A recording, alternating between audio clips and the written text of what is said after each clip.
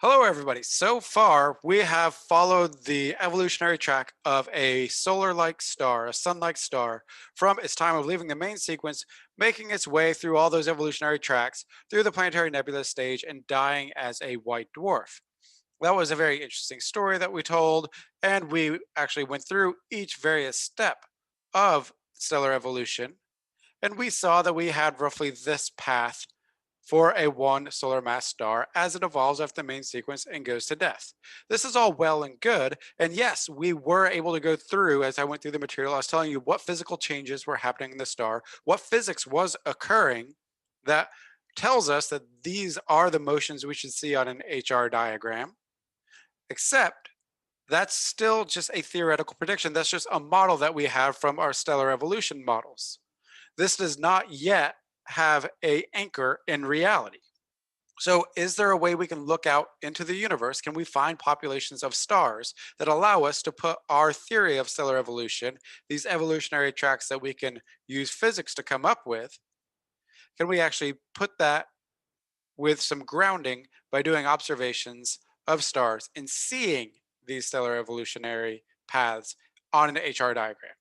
And to do that, all we have to do is look at a bunch of stars that all have the same age. So what I have right here is just where we started when we first started to look at an HR diagram.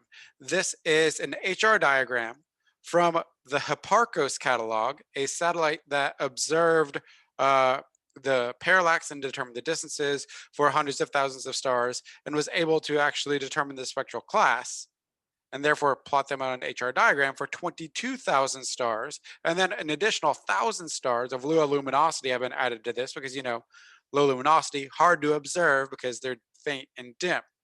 And those are the M types in the white dwarf. But this dwarfs, this gives us a HR diagram of about 25,000 stars. We have done no selection other than we can observe them. So we see pretty much all parts of the HR diagram sampled. Where we see the main sequence, we saw this is how we were able to see the giants. And here we can see some super giants, and here we can see some subgiants and the white dwarfs. This represents stars of all ages. Some of these are newly born stars, some of these are really old stars, some of these are dead stars. This doesn't really help us. I mean, we can see some elements of our model. Like I can see the subgiant branch and I can see that, I guess that's the red giants or something like that. But we can't really see stellar evolution whenever we're sampling all the ages of stars all at the same time. But remember that when we talked about star formation, we said that stars are typically born in clusters, which means that they're all born at the same time.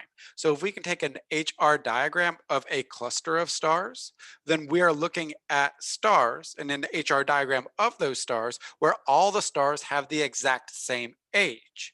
And that's what we see right here. This is the globular cluster, M13, and it has an age of 11.65 billion years, which means that every star in here is 11.65 billion years old. And now when we look at the HR diagram for that, notice this is color index down here. So it looks a little bit different than you're used to seeing in temperature, but you can see the main sequence and you see things are leaving the main sequence and moving to the right and then steeply up the subgiant branch, the giant branch, the horizontal branch, the asymptotic giant branch, going through the planetary nebula phases and dying, and you'd have your white dwarfs down here. So, here we can sample all the stars of a cluster where the ages are the same. We get a snapshot of stellar evolution. Why don't we start observing clusters of different ages so we get basically different snapshots on the HR diagram of how stars are evolving, how they're moving around on the HR diagram as a function of age, as a function of time. That is a true test to our stellar models. Do we see all the parts that we talked about? So let's go ahead and start having a look. Let's look at young clusters first. One of the youngest clusters out there visible to the naked eye is the Pleiades cluster, also known as Messier Object 45, M45.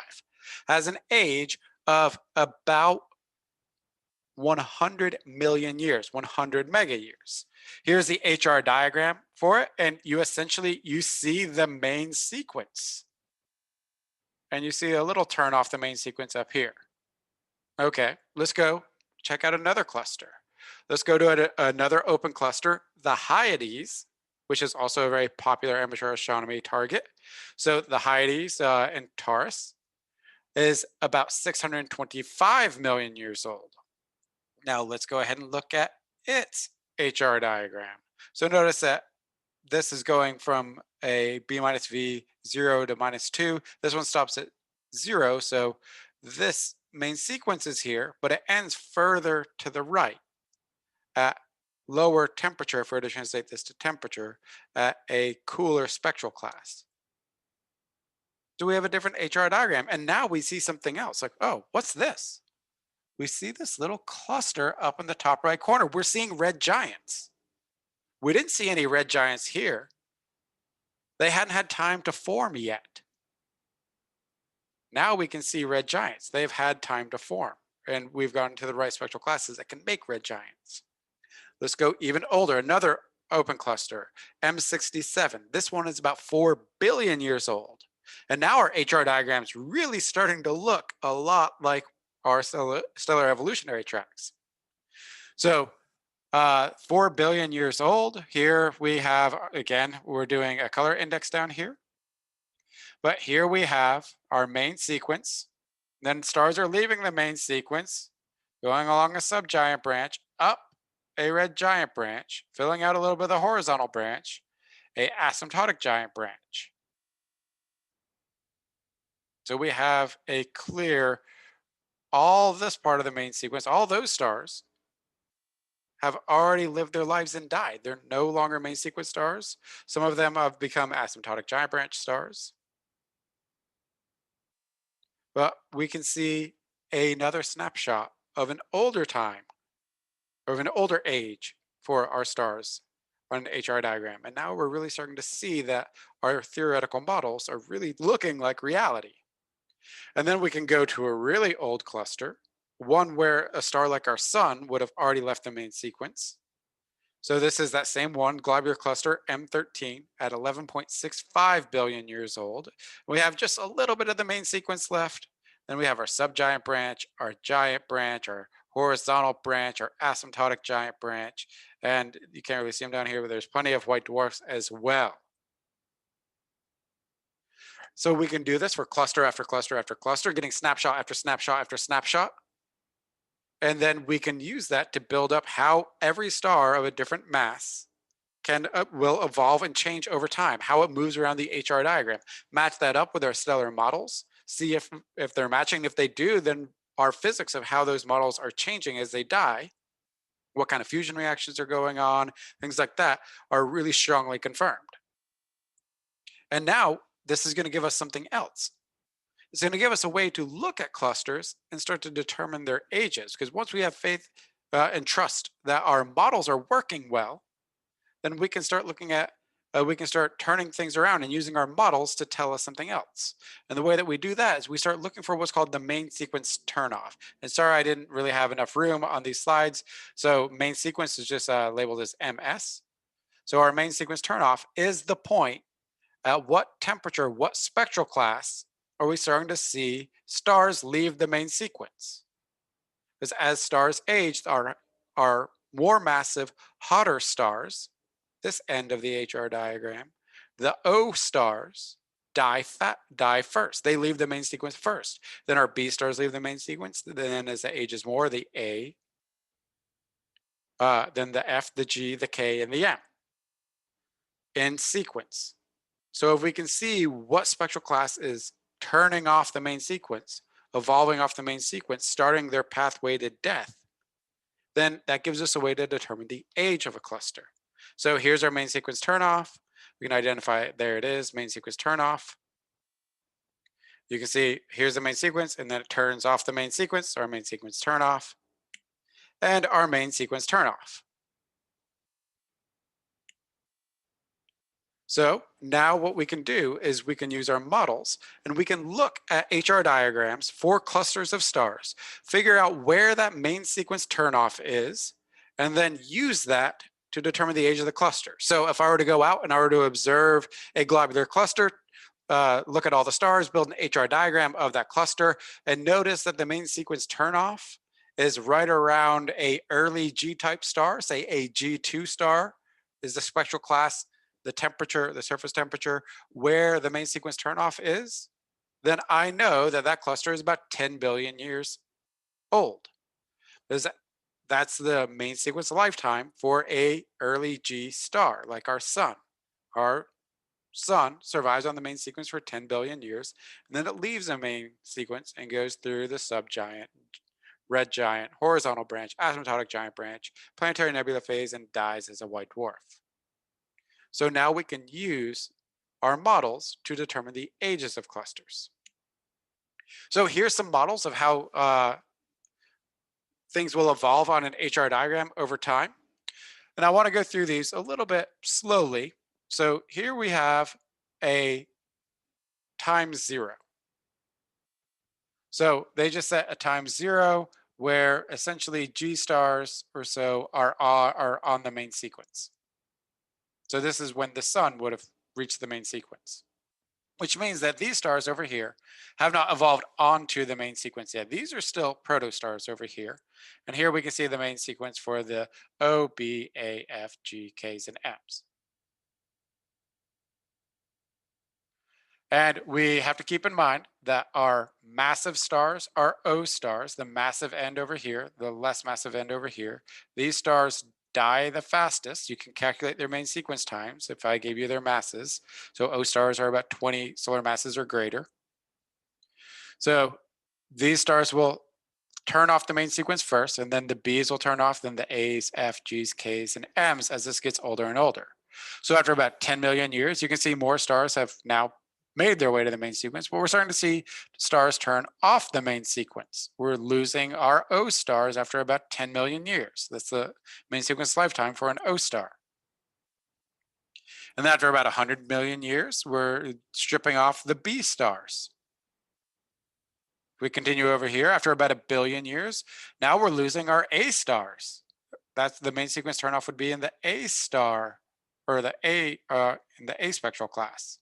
And now we can start to see, oh, look, we got some red giants that are popping up.